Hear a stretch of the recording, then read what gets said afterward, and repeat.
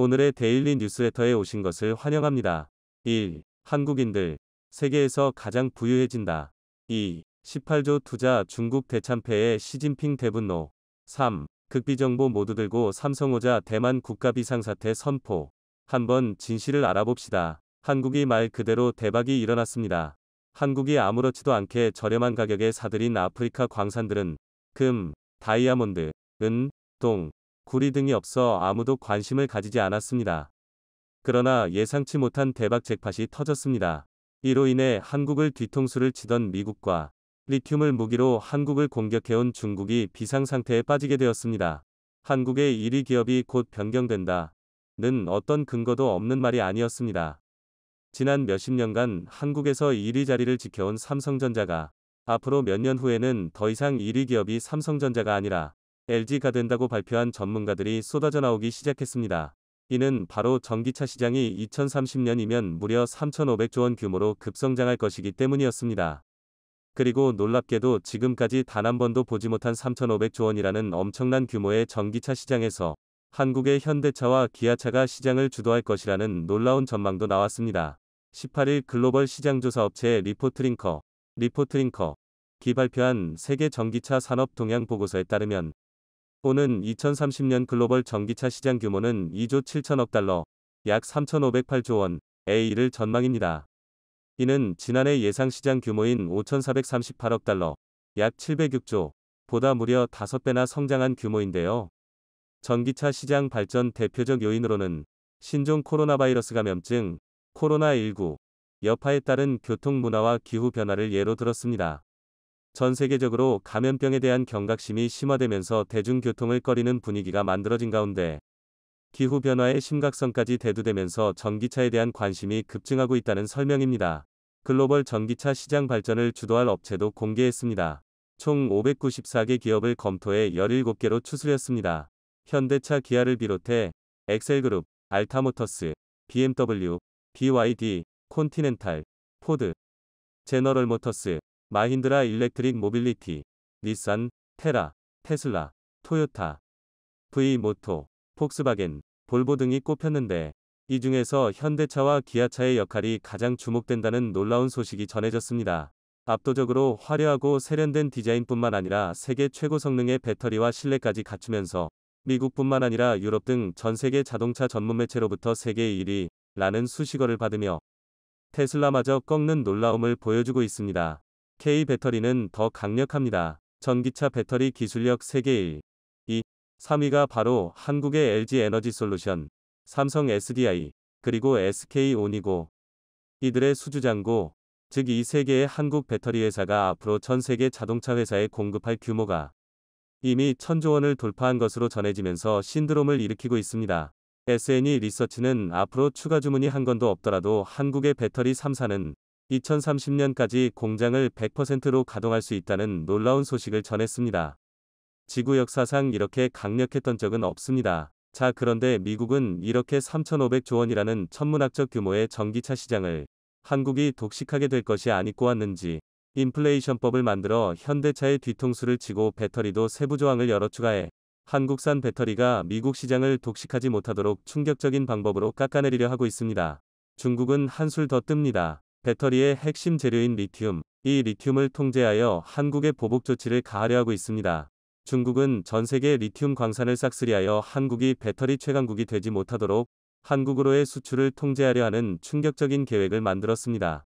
중국이 2025년까지 세계 리튬 생산의 3분의 1을 통제하게 될 것이라고 블룸버그 통신이 13일 보도했습니다. 스위스 투자은행, IB, UBS 그룹은 보고서를 통해 중국 기업들이 자국과 외국의 광산에서 지난해 19만 4천 TW 리튬을 생산했으며 2025년까지 생산량을 70만 5천 TW로 늘릴 것이라면서 이같이 관측했습니다. 리튬뿐만이 아닙니다. 중국은 전 세계 핵심 광물을 거의 장악하다시피 한 상태입니다. 배터리 양극재에 쓰이는 리튬과 코발트의 경우 중국 재련 의존도가 60% 안팎일 정도로 높습니다. 특히 전기차 성능을 결정하는 양극재 핵심 소재, 니켈, 코발트, 알루미늄, NCA, 전구체의 중국산 비중은 99.99%나 됩니다. 중국을 거치지 않고서는 광물 확보가 사실상 불가능한 셈입니다. 이는 중국이 2000년대 초부터 천연자원 매장량이 풍부한 중남미와 아프리카를 집중 공략한 데 따른 결과입니다. 중국개발은행 수출입은행은 매년 최대 90억 달러씩을 이들 지역에 대한 자원 개발에 투자했고, 이를 통해 핵심 광물을 싹쓸이하고 있습니다. 중국 최대 전기차 업체인 BYD는 현재 아프리카 리튬 광산 6곳 인수를 추진 중인 것으로 알려졌습니다. 중국이 지난달 아프리카 17개국의 채무 23건을 면제한 것도 이들이 중국의 빚을 갚지 않는 대신 중국이 아프리카 광산 개발권을 99년간 독점하는 충격적인 계약을 체결했기 때문입니다. 충격적이죠. 자, 그런데 결국 아프리카 국가들이 대반전을 만들어냈습니다. 중국과 했던 계약들을 모두 취소하고 한국에 세계 최대 규모의 광산들을 모두 줄 수 있다는 파격적인 발표를 한 것인데요. 한국은 초대박이 나버렸습니다. 아프리카는 2차 전지 소재가 풍부한 곳입니다. 코발트는 DR 콩고가 전체 매장량의 약 56%인 350만 톤을 보유하고 있고, 만간은 남아프리카 공화국과 가봉이 전 세계 매장량의 약 40%를 차지하고 있습니다. 또 니켈은 전 세계 매장량의 약 10%를 차지하고 있는데 남아공과 마다가스카르가 주요 생산국이며, 리튬은 짐바브웨가 현재 세계 5위 생산국입니다. 흑연은 모잠비크, 탄자니아를 중심으로 전 세계 매장량의 약 20%를 차지하고 있습니다. 이처럼 아프리카에는 2차 전지 소재가 풍부하지만 인프라가 부족한 것은 물론 행정의 불투명, 파이낸싱 확보의 어려움 등으로 사업 환경인 열악한 상황입니다. 보츠와나, 남아공 등 일부 국가를 제외하고 대부분의 아프리카 자원부국들의 부패지수와 사업 용이성 지수는 세계 최하위권을 면치 못하고 있습니다. 자, 그런데 아프리카 국가들이 대반전을 만들어냈습니다. 돈 몇 푼 빌려준 뒤 자신들의 항구 점유권 99년과 광산 독점 개발권 99년을 가져가 버리는 중국의 만행에 결국 아프리카 시민들이 폭발한 것입니다. 사모아 공화국은 이미 중국 관련 사업 부채가 대외 부채 절반에 육박하자 사모아 첫 여성 총리는 1대1로 사업을 전면 보류한다 라는 충격적인 발표를 한 뒤 한국의 2차 전지 소재 관련 광산 개발권을 한국에 전부 줄 수 있다는 파격적인 소식을 전했고, 스리랑카도 중국 국영기업의 개발권을 넘겼다가 대규모 반정부 시위가 일어나면서 스리랑카 대통령은 몰디브로 도망갔습니다. 이후 새로운 스리랑카 정부는 중국 대신 한국에 광산 개발권을 팔 수 있다는 놀라운 소식을 전했습니다. 몰디브도 마찬가지입니다. 중국의 1대1로 사업으로 진비지 나라 전체 GDP를 넘어서 버리자 국가부도 사태를 선언한 뒤 중국이 아닌 한국과 손을 잡아야 한다는 현지 언론들의 보도가 쏟아져 나오기 시작했습니다. 아프리카국들이 이렇게 놀라울 정도로 한국에 호의적인 이유는 한국은 그동안 중국과는 달리 아프리카 국가들을 마음으로 도와주었습니다. 진심이 통한 것이죠. 아무런 대가도 없이 아프리카에 병원과 학교를 세워 아프리카 시민들의 기본적인 삶을 보장해 주었고, 식량이 부족해 하루에도 수많은 이들이 목숨을 잃고 있는 아프리카에 한국산 쌀을 개량해 아프리카 기후에서 최적화된 쌀을 개발하는 데 성공했고, 결국 아프리카에서 한국산 쌀이 넘쳐나도록 만들어 주었습니다. 한국 덕분에 앞으로 몇 년 뒤면 아프리카에서 밥이 없어서 굶어 죽는 이는 없어지게 되는 것은 물론이고, 이제는 아프리카에서 다른 나라로 쌀을 수출하여 부유한 국가로 거듭날 수 있는 기적이 만들어질 전망입니다. 이 때문에 기적을 만들어준 한국의 아프리카 국가들이 보답을 하겠다며 현재 이렇게 중국과의 광산개발 독점권 계약을 파기해버린 뒤 한국에 몰아주는 놀라운 상황이 만들어지고 있는데요. 한국의 대박 행진은 아프리카에서만 일어나고 있는 것이 아닙니다. 아르헨티나 옴브레 무에르토 리튬 여모지아에서 뽑아올린 염수를 저장해둔 호수. 원래는 이곳을 중국이 비싼 값을 쳐주겠다며 아르헨티나로부터 사들이려 했습니다. 염호의 면적은 25,500헥타르로 서울 면적의 3분의 1에 달하는 엄청난 규모입니다. 그런데 한국의 포스코가 결국 이곳을 중국보다 더 비싸게 돈을 지불하고 사는 파격적인 결단을 내렸죠. 자, 그런데 포스코가 이곳을 인수한 뒤 추가 탐사를 해보니 원래 추정 매장량보다 무려 6배가 많은 리튬이 매장되어 있었습니다. 염호는 소금호수라는 명칭과 달리 지하에 리튬을 함유한 염수가 매장되어 있는 곳입니다. 수백 m 깊이로 구멍을 뚫어 뽑아 올린 지하 염수를 사용합니다. 매장량 측정 방법도 같습니다. 이전 소유 업체는 탐사공을 15곳만 뚫었습니다. 반면 포스코는 2년간 탐사 범위를 넓혀 30개를 더 뚫었습니다. 300터부터 400m 깊이까지만 뚫은 기존 업체와 달리 포스코는 600m까지 파내려갔습니다. 그 결과 추정 매장량은 220만 T에서 1350만 T로 늘었습니다. 초대박이 난 것이죠. 호주에서도 잭팟이 터졌습니다. 세계 최대 규모의 리튬 광산이 모여있는 호주가 한국의 리튬 광산 개발권을 쥐어주며 동맹관계를 과시했습니다. 호주는 최근 수년 동안 한국산 탱크부터 시작해 자주포 등 한국산 무기로 자국 군대를 도배시키는 파격적인 결단을 내리더니 이번에는 미래산업의 쌀로 불리는 리튬마저 한국에 몰아주기로 하는 파격적인 결단을 내렸습니다. 호주 정부는 한국 기업들은 최고의 비즈니스 파트너라며 한국과 사업을 함께하면 막대한 돈을 벌 수 있을 뿐만 아니라 주변 환경도 완벽하게 보존되어 이보다 더 좋을 순 없다고 극찬을 아끼지 않았습니다. 낙후된 철도로 인해 엄청난 위기를 겪고 있는 한 나라가 한국의 도움으로 위기에서 벗어나려 하고 있어 화제입니다. 중국이 18조 원에 이르는 막대한 자금을 투입해 1대1로를 추진했던 곳이었는데 결국 중국을 버리고 모든 것을 한국에 맡기고 있어 시진핑마저 당혹스럽게 하고 있다는 분석입니다. 이에 중국은 모든 투자를 중단하며 분노를 표출하고 있습니다. 한국에게 운명을 맡겨버린 이집트, 어떤 일이 벌어지고 있는지 자세히 알아보겠습니다. 시진핑은 2016년 이집트로 나라가 20건이 넘는 계약을 체결한 바 있습니다. 140억 달러를 투입해 전력과 교통, 에너지 분야 등에서 1대1로 사업을 진행했던 것입니다. 이집트는 신행정수도 건설과 수에즈 운하 프로젝트, 철도, 방산, 원전 등 중국이 군침을 흘릴 내용을 상당수 추진하고 있었습니다. 이집트는 아프리카와 중동을 연결하는 길목에 위치한 만큼 1대1로를 완성하려는 중국에게도 상당히 중요한 곳입니다. 1대1로는 2013년부터 시진핑이 추진해왔던 인프라 투자 프로젝트인데 아시아와 유럽, 아프리카 등 70개국 이상의 도로, 철도, 해상 인프라를 연결해 새로운 실크로드를 만든다는 구상입니다. 중국이 투자한 전세계 프로젝트는 1,500개 이상으로 그 가치는 1조 9천억 달러 이상으로 평가받고 있습니다. 그 중에서도 핵심으로 꼽히고 있는 지역은 바로 아프리카와 중동입니다. 중국은 1956년 이집트와 수교하면서 해당 지역 외교에 첫 발을 디딘 바 있습니다.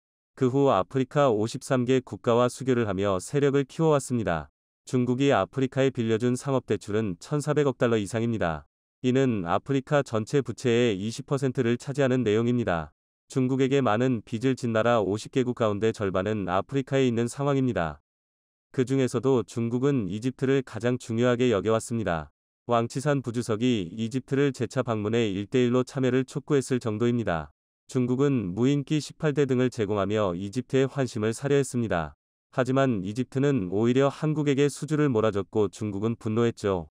최근 월스트리트 저널은 중국이 1대1로 사업을 대폭 수정 중이라는 소식을 내보낸 바 있습니다. 전 세계에 1조 달러 이상을 투입했으나 빚의 무덤으로 만들었다는 비난과 함께 일부 국가가 상환 불능에 빠지면서 사업에 차질이 생겼다는 것입니다. 상반기 중국의 1대1로 투자액은 2019년과 비교해 40%나 줄어든 상태입니다. 크게 문제를 일으킨 러시아와 대외부채로 디폴트 사태에 빠진 스리랑카의 투자를 중단했으며 이집트에 대해서는 또 다른 이유로 투자를 멈춰버려 외신들의 집중 조명을 받기도 했습니다.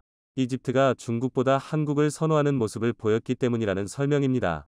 중국은 광산과 철도 건설 프로젝트에 자금을 주로 지원해온 바 있습니다. 하지만 이로 인한 중국에 대한 평가는 크게 나빠져 있습니다. 중국이 에티오피아와 케냐에 지은 철도는 예상보다 이용률이 낮아 빚만 쌓였고 기존 고속도로 문제도 해결해주지 않아 불만이 폭주하고 있습니다. 게다가 현지에서 운영을 맡은 중국 직원 3명이 티켓값을 조작한 사실이 발각돼 난리가 나기도 했습니다. 이들은 수사관에게 뇌물을 주고 무마하려다 체포돼 버렸죠. 중국은 필요하지도 않은 곳에 억지로 철도를 설치하게 한 후 부채의 함정에 빠지게 했고 비싸게 티켓값을 받아 이익을 챙기려 했지만 모든 게 들통난 것입니다.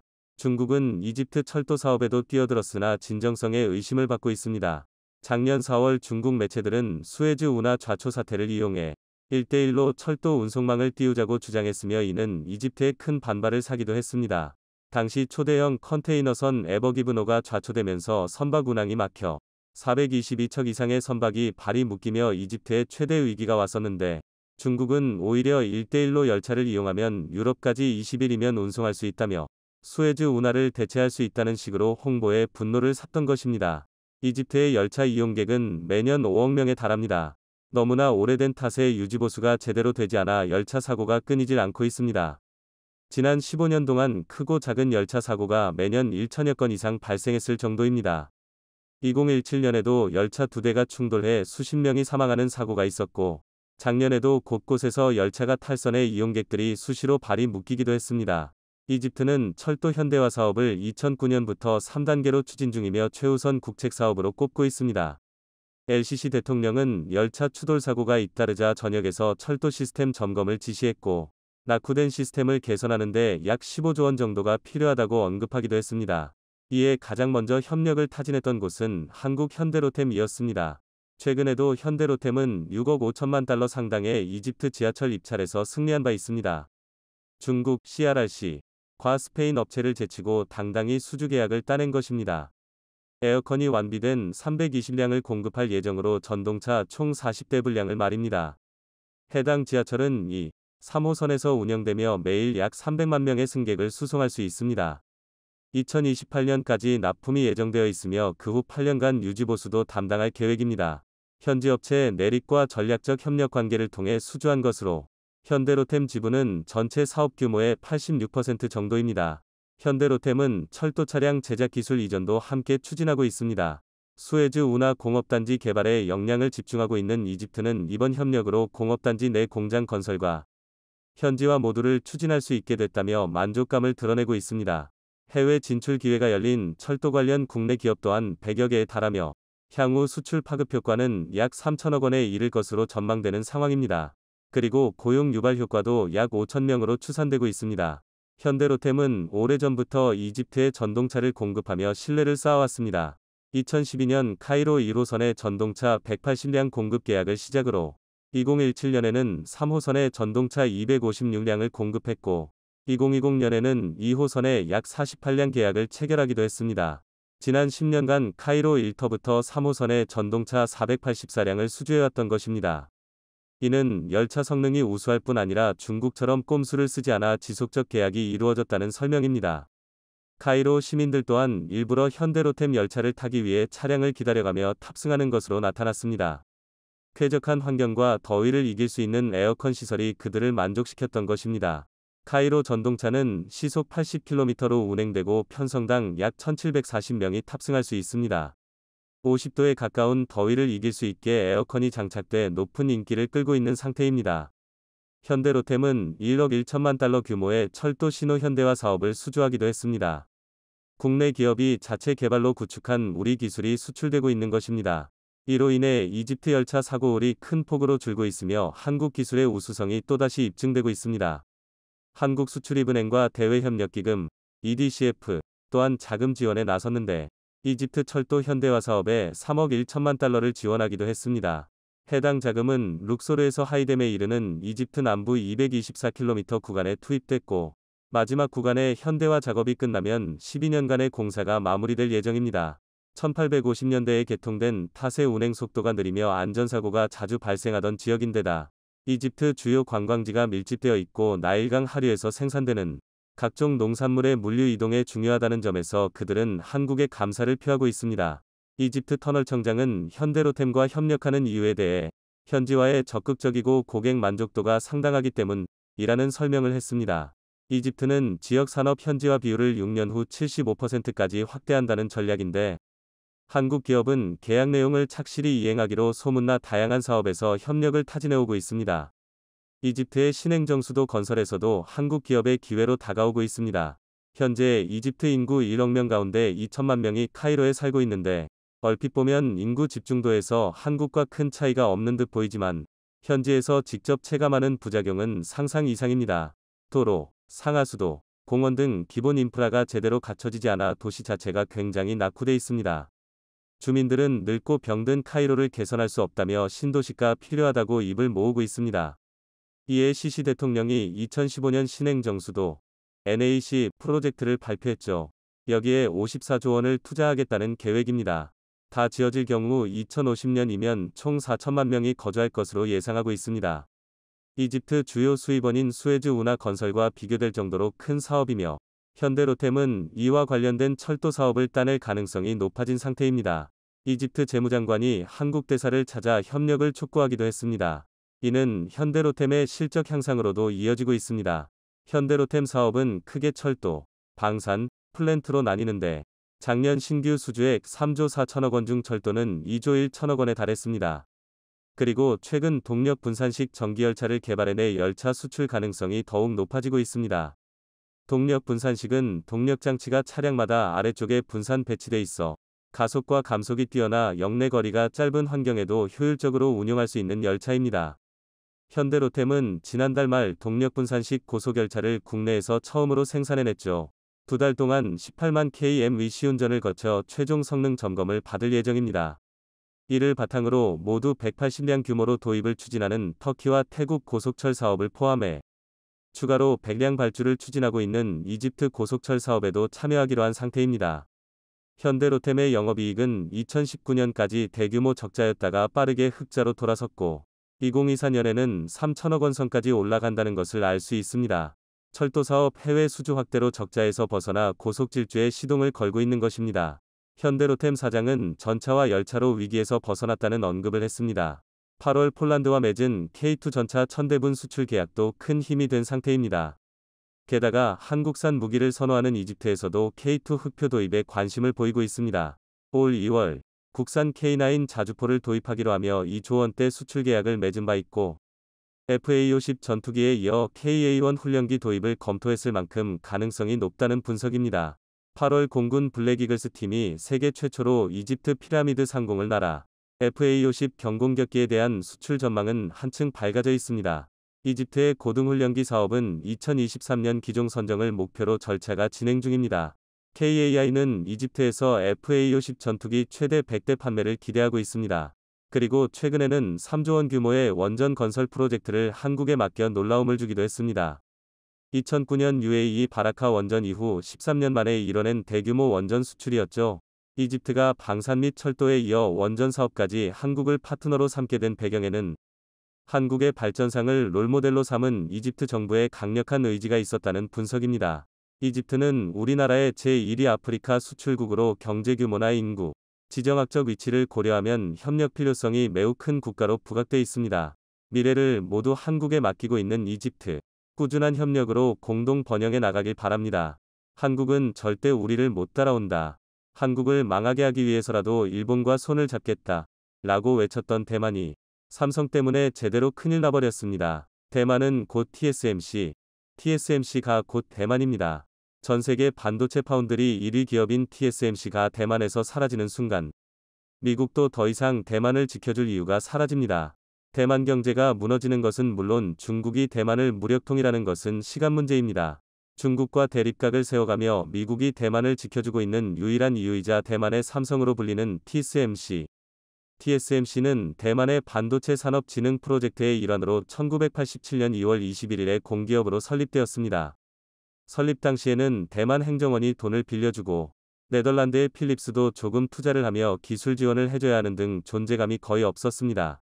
특히 당시 대만은 중소기업 중심의 경제 구조라 대규모 설비 투자를 감당할 만한 기업이 변변치 않았고 당시에는 미국과 일본 기업들이 반도체 시장을 꽉 잡고 있었던 터라 어떻게 어느 분야를 시작해야 할지 감조차 잡지 못했죠. 자, 그런데 이때 아이디어를 제시한 것이 당시 대만 정부 산하공업기술연구원 원장이었던 모리스 창, 장충모 박사였습니다. 모리스 창은 텍사스 인스트루먼트사에서 25년간 재직하며 반도체 사업부 부사장까지 지낸 인물로 당시 설계부터 제조까지 도맡아 했던 다른 거대 반도체 기업과 달리 위탁 생산에만 전념하는 파운드리 사업이 유망하다는 점을 간파했습니다. 그리고 대만 정부를 설득해 TSMC를 설립하고 CEO를 맡게 됩니다. TSMC는 타 기업으로부터 설계도를 받아 반도체를 위탁 생산하는 기업입니다. 그리고 현재 압도적인 반도체 파운드리 세계 1위 기업으로 시장 점유율은 50%가 넘습니다. 2위인 삼성전자와 무려 3배 이상 차이 나죠. 애플, 퀄컴, 인텔, 엔비디아, 테슬라 등 세계 최고의 기업들이 모두 TSMC에 의존하고 있습니다. 삼성이 수백조 원의 투자를 발표하며 TSMC를 따라잡고 세계 1위가 되겠다고 천명하자 대만은 삼성이 절대 TSMC를 따라오지 못할 것이라며 발끈했습니다. 삼성이 무서웠는지 대만은 한국을 도발하기 시작했습니다. 대만을 대표하는 또 다른 대만 기업, 애플의 아이폰을 위탁 생산하는 대만 폭스콘의 궈 타이밍 창업주는 갤럭시 말고 아이폰을 구입해라. 한국인과 달리 일본인은 뒤통수를 치지 않는다. 일본 기업과 손잡고 5년 내 삼성전자를 꺾겠다 등의 충격적인 발언까지 했고 심지어 내 인생의 목표는 배신자 삼성전자를 무너뜨리는 것이라는 말까지 공개적으로 했습니다. 대만 국민들의 혐한도 매우 유명합니다. 이렇게 태극기를 변형해 한국의 문화를 조롱하는가 하면 대만의 지상파에서는 이렇게 한국의 태극기를 불에 지르는 모습을 시도 때도 없이 내보냅니다. 뿐만 아니라 한국인들의 외모를 비하하는 대만 예능 프로들도 너무나 많습니다. 너무나 충격적인데요. 심지어 대만의 보건복지부 장관도 TV에 출연해 대놓고 한국 사람이 싫다고 대놓고 충격적인 발언을 했습니다. 자, 그런데 삼성이 우리를 위해 대만에 제대로 시원한 복수를 해주었습니다. TSMC에서 가장 중요한 최고 기술자라 불리는 린준청을 삼성이 부사장으로 영입했습니다. 린준청은 TSMC에서 1999년부터 최근까지 일한 반도체 최고의 전문가로 삼성이 이번에 영입했습니다. 린준청은 TSMC가 세계 꼴찌 기업에서부터 세계 1위에 이르기까지 TSMC의 반도체 기술 발전에 엄청난 기여를 한 것으로 알려진 TSMC 내 최고의 기술라자 불리던 인물입니다. 그만큼 TSMC가 바닥에서부터 세계 최고의 반도체 기업이 되기까지 어떠한 방식으로 성장해왔는지, 어떻게 하면 세계 최고가 될 수 있는지를 누구보다 잘 알고 있기 때문에 TSMC, 그리고 대만 입장에서는 너무나 충격적인 소식입니다. 대만 네티즌들은 린준청이 대만을 배신했다, 삼성을 택하다니 매국노다 등 날선 반응들을 보이고 있습니다. TSMC의 위기는 여기서 끝나지 않았습니다. 사실 이것은 시작에 불과했습니다. 진짜는 이제부터인데요. TSMC와 삼성전자 모두 미국의 세계 최대 규모의 반도체 공장을 설립하며 수백조 원을 투자하는 등 미국에 올인했습니다. 미국에서 미국인 고급 인력들을 확보하는 것이 가장 중요한 일인데요. 놀랍게도 고급 미국인 반도체 기술자들이 TSMC를 욕하며 삼성으로 몰려오기 시작했습니다. 6일 해외 IT 매체 WCC 테크는 대만 TSMC에서 1년 이상 연수를 받은 미국 국적의 기술자들은 애리조나에 있는 TSMC 공장 가동을 위해 미국으로 돌아가기 시작했다 며 이들은 대만에서 강력한 문화 충격을 받았다고 밝히고 있다 고 보도했습니다. 1년 동안 대만 생활을 한 미국 엔지니어들은 이제 미국으로 복귀하고 있는데 TSMC에 대한 불만을 사회관계망 서비스 SNS에 올리고 있습니다. 이들은 미국 회사에 비해 TSMC의 임금이 낮다는 것과 대만의 경직된 문화 등을 지적하고 있습니다. TSMC에서 교육을 받은 한 미국 엔지니어는 TSMC는 군사 문화를 가지고 있다 며 보수가 업계 평균보다는 높지만 이를 위해서는 장시간의 근로를 해야 한다 고 지적했습니다. 그는 경영진의 피드백은 미흡하고 휴가도 성과평가에 악영향을 미칠 수 있기 때문에 자제해야 하는 분위기라고 덧붙였습니다. 올해 초에도 TSMC가 대만과 미국의 업무 문화 차이로 골머리를 앓고 있다는 보도가 나온 적이 있습니다. 당시 애리조나 지역에서 근무하는 미국 국적의 TSMC 직원은 장시간 근무와 과도한 회의에 대해 불평하는 글을 익명의 게시판에 올렸고 이는 대만 매체인 타이완 뉴스를 통해 대만에서도 조명됐습니다. 이처럼 미국 기술자들 사이에서는 이미 TSMC가 기피 대상 1순위가 됐습니다. 삼성은 미국에서 뿐만 아니라 미국 경제지 포브스가 조사한 세계 최고의 직장에서 3년 연속 1위를 차지했습니다. 11일 현지 시각 포브스는 독일 시장조사업체 스태티스타와 협력해 한국, 미국, 영국, 독일, 중국, 인도, 베트남 등 전 세계 57개국의 근로자 15만 명을 대상으로 설문조사를 실시한 후 최고의 직장 순위를 집계 발표했습니다. 근로자들은 자신의 직장을 가족이나 친구에게 추천할지, 회사가 고객을 위해 훌륭한 제품과 서비스를 생산하는지, 사회적 책임을 다하는지, 최고의 인재를 채용하고 육성하는지, 근무 여건이 양호한지, 성장과 발전을 위한 기회를 제공하는지, 임금 수준이 좋은지, 육아휴직이 보장되고 경력에 불리하게 작용하지는 않는지, 성별과 관계없이 임금 체계와 승진 기회가 동등한지 등을 직접 평가했습니다. 최종 점수 집계 결과 1위는 삼성전자, 2위는 마이크로소프트, 3위는 IBM이 차지했습니다. 구글의 모기업인 알파벳과 애플은 각각 4, 5위에 이름을 올렸습니다. 이재용 회장의 과감할 결단도 미국인들 사이에서 극찬을 받고 있습니다. 수직적 조직문화, 군대와도 같은 조직문화를 유지하는 대만의 TSMC와는 달리 삼성은 얼마 전부터 호칭을 완전히 바꿔버렸습니다. 부장님, 대리님, 과장님, 이사님, 심지어 이재용 회장님이라고 부르지 않습니다. 삼성전자 신입 직원도 회장을 만나면 재용님 또는 제이라고 부르죠. 모두가 동등한 위치에서 수평적 문화를 형성하고 직급에 관계없이 창의적인 아이디어를 누구나 자유롭게 내고 업무 효율을 높이는 동시에 직원들의 근무 환경도 대폭 개선시켰습니다. TSMC에서 일하다가 삼성으로 넘어온 미국인 직원들은 신세계다. 드디어 내가 다시 살아 숨쉬는 것 같았다. TSMC에서 일할 때는 숨이 턱턱 막혔다. 삼성은 역시 다르다. 세계 1위인 이유가 있다. 등의 반응을 보였습니다. 미국의 고급 반도체 인재들이 TSMC에서 삼성으로 대거 이동하는 또 다른 이유는 바로 기술력입니다. 대만 TSMC가 3나노 파운드리, 반도체 위탁 생산, 공정에서 기존 방식이 갖고 있는 기술의 한계를 극복하는 데 어려움을 겪으면서 삼성전자에게 역전의 기회가 열리고 있습니다. 21일 해외 IT 매체 WCC 테크 등에 따르면 대만 TSMC가 3나노 공정에서 과거 주장했던 80% 수율, 양품 비율을 내지 못하면서 애플의 차세대 모바일 프로세서 A17 바이오닉 성능이 기대보다 떨어질 것이란 관측이 나오고 있습니다. WCC 테크는 IT 트위터리안 레베그너스를 인용해 TSMC가 3나노 반도체 생산에 어려움을 겪고 있다는 정보가 나오면서 새 아이폰 모델에 들어갈 A17 바이오닉의 성능 목표치 기준도 낮아질 공산이 크다며 수율 문제로 A17 바이오닉의 공급량도 제한될 수 있다고 보도했습니다.